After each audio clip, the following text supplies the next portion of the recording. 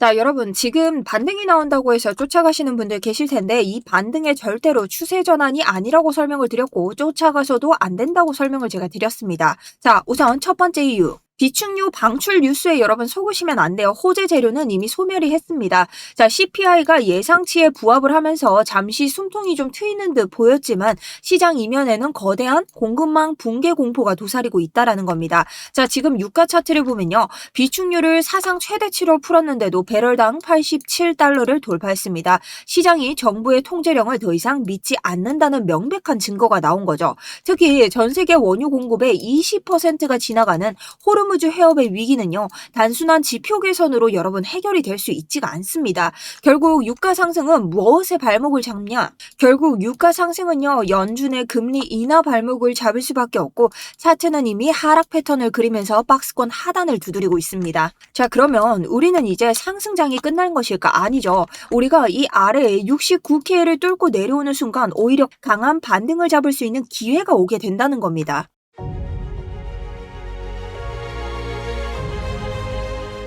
안녕하세요. 여러분들의 우상향 계제를 책임지고 있는 차트 분석 전문가 정수연입니다. 자, 우선 제 현재 포지션부터 말씀드리자면 저는 이 고가에서 다시 한번 54.47%의 수익을 낸 이후로는 추가적인 포지션을 아직까지 잡고 있지 않습니다. 왜? 저는 이번 장에서 횡보장을 거치면서 이 중요한 구간에서 우리가 아래로 떨어지면서 반등분을 먹을 자리가 나오는가 아니면 스위칭을 해서 숏을 해야 되는 자리가 나오는가 이 명백한 단기적인 구조에서 수익권을 가져갈 예정입니다. 그리고 아직까지는 우리가 들어가야 될 풀베팅 자리, 추세 전환의 자리가 오고 있지 않다고 설명을 드리고 있습니다. 자, 거기에 대한 실시간 매매 기록은 제가 이더리움과 여러 가지 알트코인들까지 모두 다 여러분들에게 실시간으로 스터디룸을 통해서 보여드리고 있기 때문에 혹여나 지금 실시간 매매 일지가 좀 궁금하신 분들은 아래쪽 고정 댓글 참고해 주시면 됩니다. 자, 그럼 저는 지금 장을 어떻게 보고 있냐? 일단 CPI가 예상치에 부합을 했고 비축유 방출 결정이 나면서 시장이 약 반등을 깨했습니다.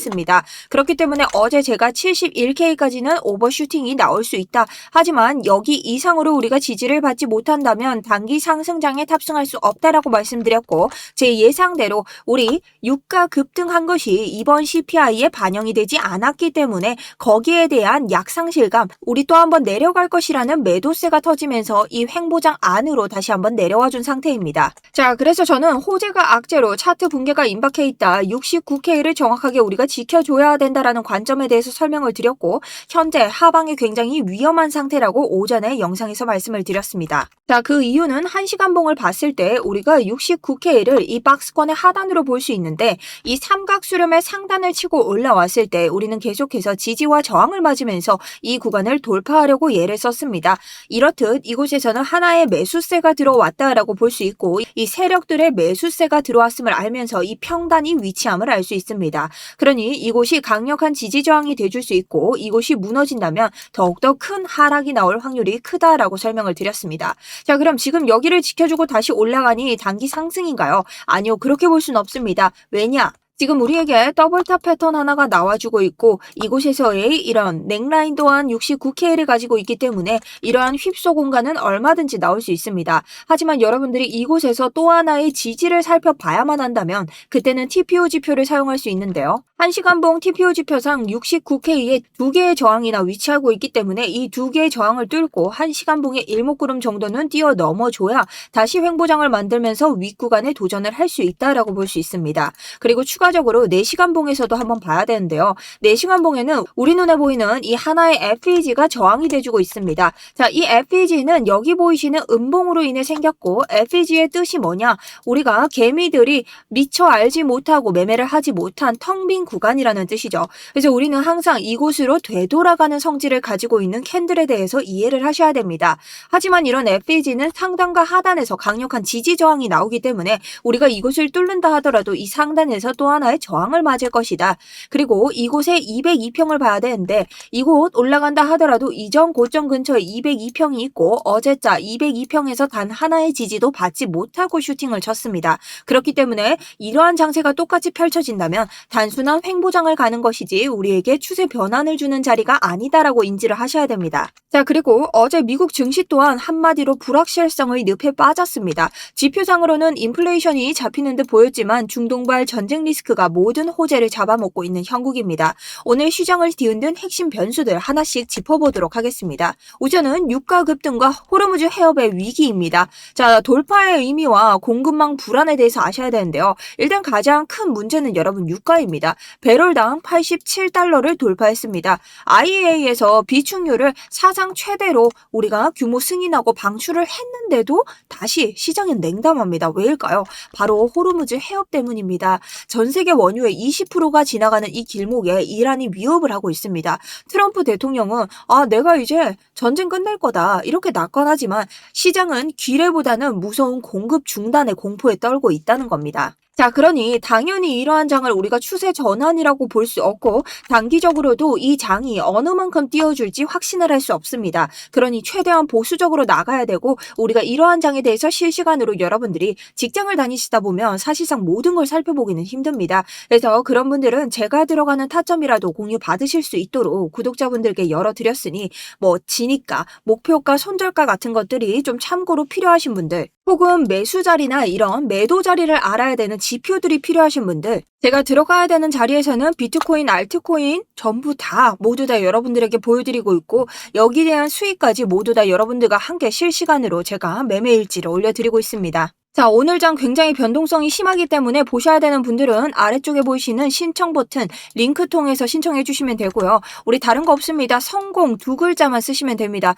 이 성공 두 글자 쓰시면 제가 요거 불법적으로 이용하시는 분들이 있습니다. 이거 도용하셔서 복제하시는 분들이 있는데 그런 분들 걸을 수 있도록 여러분들이 두 글자만 남겨주시고 장에 들어오시면 좋을 것 같습니다. 자, 그럼 오늘 우리가 단기 추세를 어떻게 볼 수 있을까? 오늘 단기적으로는요. 이 FAG와 202평을 넘는다면 단기적으로 슈팅 자리 나오기 때문에 여기에 대한 단기 상승분 우리가 먹도록 하겠습니다. 하지만 여기에 대한 하방 위협이 더 세기 때문에 69K 아래쪽을 뚫느냐 마느냐 이 자리를 볼 거고요. 우리가 지금 M자 패턴, 더블탑 패턴과 그리고 하단선, 일목구름의 상단까지 모든 지지가 겹쳐있기 때문에 이 지지가 이탈된다는 것은 강렬한 하방으로서의 의미를 뜻하고 있습니다. 그렇기 때문에 그럴 때는 첫 번째로 68K까지 보고요. 68K까지 받지 못한다면 아래쪽에 보이시는 66K까지 대응을 하면서 계속해서 아래에서 받아먹을 준비를 하겠습니다, 여러분. 만약에 스위칭에서 숏을 내릴 수 있는 자리라면 숏에 들어갈 거고요.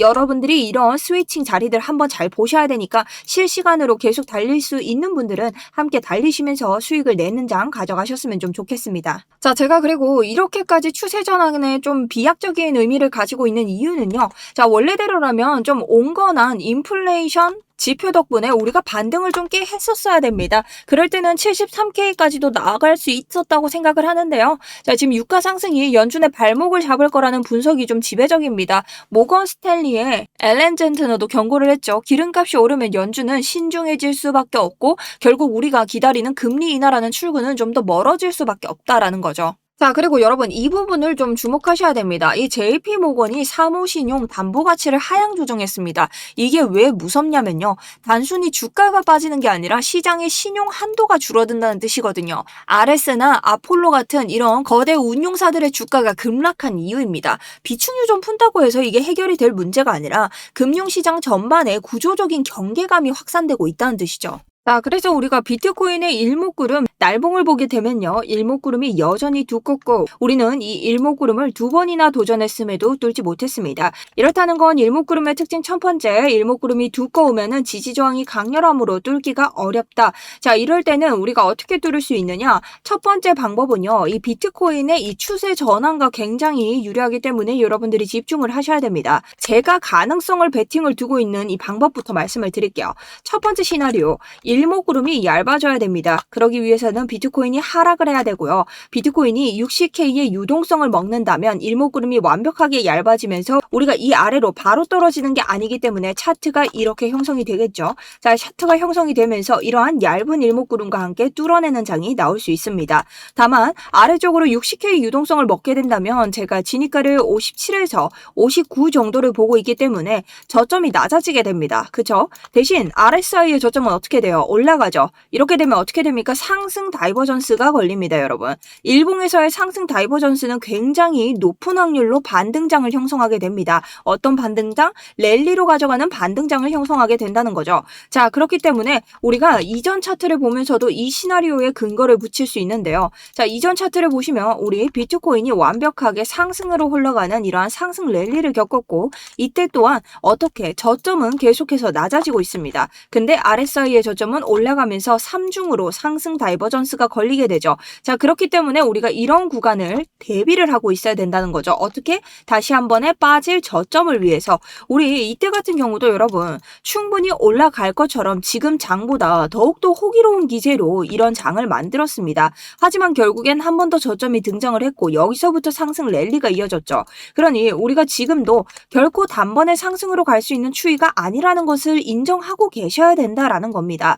다만 차트에 100%가 없기 때문에 여러분들이 말하는 중간 이미 저점은 나왔다라는 그 관점으로 우리가 대입을 한번 해보자면 무너지면 안 되는 자리가 어디냐? 62K입니다. 자, 그랬을 때는 우리가 적어도 이번 매수세가 이 구간에서 들어왔기 때문에 이 아래쪽 지금 보이시는 이 아래 보이십니까? 64.9, 65K 이전부터 다시 한번 매수세를 밟고 올려야 됩니다. 하지만 이럴 땐 강한 다이버전스가 걸린 것이 아니기 때문에 일목구름을 바로 뚫어내기는 힘들고 기간 조정이나 단계적으로 이런 상승분을 끌어올리면서 많은 매물대를 쌓게 되겠죠. 자, 그러니 이런 차이가 있고 상승분에 있었어도 강력한 차이가 있다. 자, 그래서 여러분들이 이런 관점을 두고 내가 어떻게 대응을 해야 되는지 보셔야 된다라는 겁니다. 자, 지금도 1시간봉을 가시면 다시 한번 매수세가 깔아앉고 있죠. 전혀 따라갈 만한 자리가 아니었다. 그러니 여러분들이 이런 자리에서 추가적인 베팅 자리들을 보시려면 정말 오랫동안 차트를 뜯어보시고 내가 계속해서 횡보장에 어떻게 대처를 할지 나만의 기준을 세우셔야 된다는 겁니다.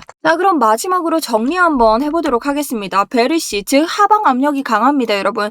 유가, 금, 변동성은 상승 추세를 타겠지만 항공이나 위험자산은 당분간 고전할 가능성이 매우 높습니다. 특히 우리 채널의 핵심인 비트코인 역시 이 매크로 환경에서 자유로울 수가 없습니다. 자, 호르무즈 리스크가 브렌트유 90달러 시나리오로 가는지 제가 실시간 브리핑 계속해서 드릴 예정입니다. 그러니 여러분 단기적인 이런 추세에 왈가왈부하지 마시고 내가 정확하게 어떤 포지션을 밀고 어떻게 보수적으로 대응을 해야 되는지 그 자리를 기다리셔야 됩니다. 지금 1시간 봉에서도 일목구름 중 음운이 위로 올라오기 시작했고 4시간 봉 같은 경우는 음운이 위에 도달하고 있습니다. 자, 날봉 같은 경우도 점차 거리가 좁아지곤 있지만 음운이 여전히 지배를 하고 있는 상황입니다. 자, 음운이 위에 있다는 건 뭐다? 하락장을 의미하는 겁니다. 그러니 여러분들이 단기적인 상승장 베팅은 내가 손익비가 조금 덜 나오더라도 굉장히 의미 있는 곳에서만 들어가야 된다. 그러니 이것을 단순한 상승 추이로 봐서는 안 된다라는 말씀드리면서 오늘 2부 마감해 보도록 하겠습니다.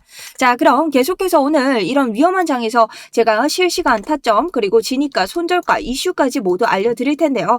여러분 아직도 좋아요 누르지 않으신 거 아니시겠죠? 질문 있으신 분들은 지표 신청과 함께 모두 다 아래쪽에 보이는 링크 통해서 신청 버튼 눌러주시고요. 성공 2글자만 적어주시면 조금 더 빠른 대응 도와드리면서 여러분들과 함께 계속해서 이 매매 헤쳐나가보도록 하겠습니다. 자, 오늘도 긴 영상 봐주셔서 너무 감사드리고요. 지금까지 정수연이었습니다. 오늘 하루도 성투하시는 하루 되세요.